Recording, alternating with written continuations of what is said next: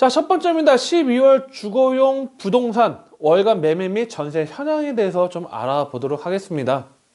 자, 전국주택 가격 동향 한국감정원 자료를 갖고 와봤고요. 한국감정원에서 전국주택 가격 동향에 대해서 11월 달까지 기준을 좀 이야기를 발표를 했습니다. 자, 2020년 5월부터 2020년 11월까지 한 6개월 정도의 변동률을 좀 나타낸 표현이고요.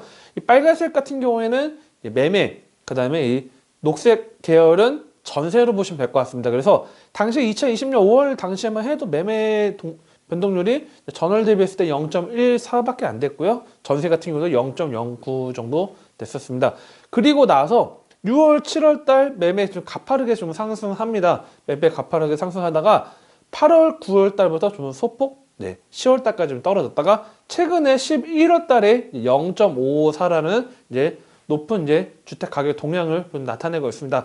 자, 먼저 분석을 하면요. 이거는 지금 전국적인 기준이다 보니까 물론 서울이나 또는 수도권, 그 다음에 제 6개의 자치 광역시 같은 경우는 좀 더 높을 수도 있고 또 낮을 수도 있을 겁니다. 자, 전국 주택 가격 동향이 변동되었던 이유 중에 하나는 먼저 전국적으로 계속적으로 집값이 상승할 수밖에 없었던 원인, 바로 서울에서 그 다음에 또는 부산에서 출발했다고 하면 가격 상승을 출발했다고 보면 될 것 같습니다.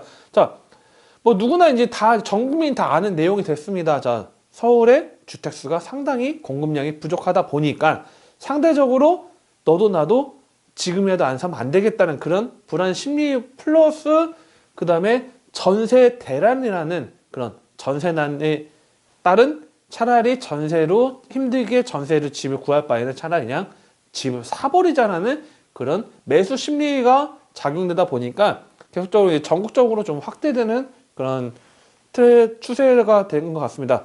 전세 같은 경우에는요, 실제 뭐 2020년 5월 기준 됐을 때 6월, 7월, 8월, 그다음에 9월 달까지 계속 상승률이 상당히 높았습니다.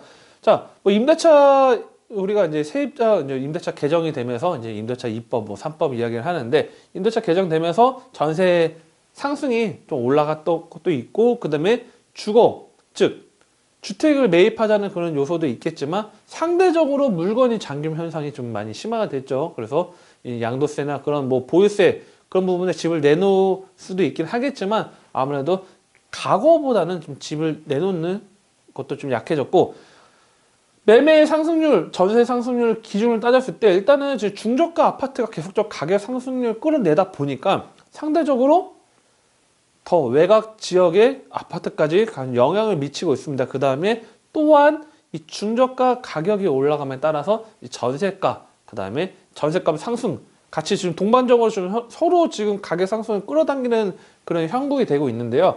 놀라운 거는 이겁니다. 지금 11월 기준했을 때 0.66이라는 한국감정원 기준 통계 자료를 통해서도 상당히 어마어마하게 높은 수치가 나왔습니다. 그래서 과거에 0.68이라는 높은 게 이제 2013년도 당시에 이제 있었는데 그 이후로 최고치의 전세 상승률 동향이 나타났다. 보시면 될 것 같습니다. 자, 서울로 좀 넘어가도록 하겠습니다. 서울 주요 주택 가격의 전월 대비 증감률입니다. 그래서 10월 달 대비했을 때 11월 달에 매매 증감률에 대해서 한번 나타나왔고요.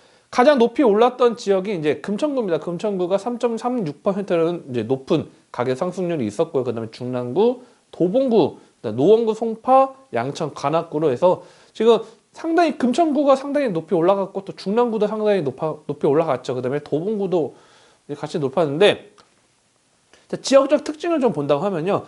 서울에서 과거에는 강남이나 송파, 서초 이 강남 3구가 아파트 가격 상승률을 상당히 끌어올렸습니다.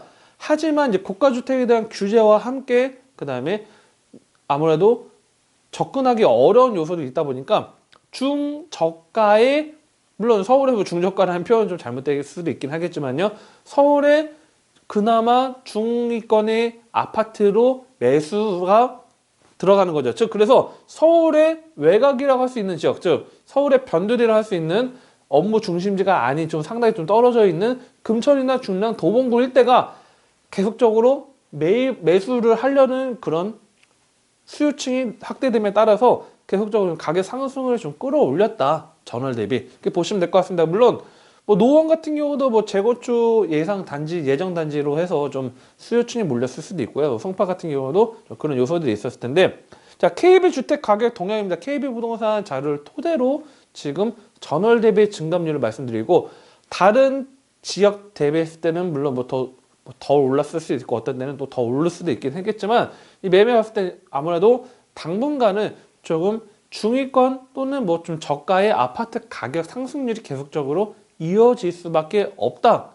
이렇게 좀 보시면 될 것 같습니다.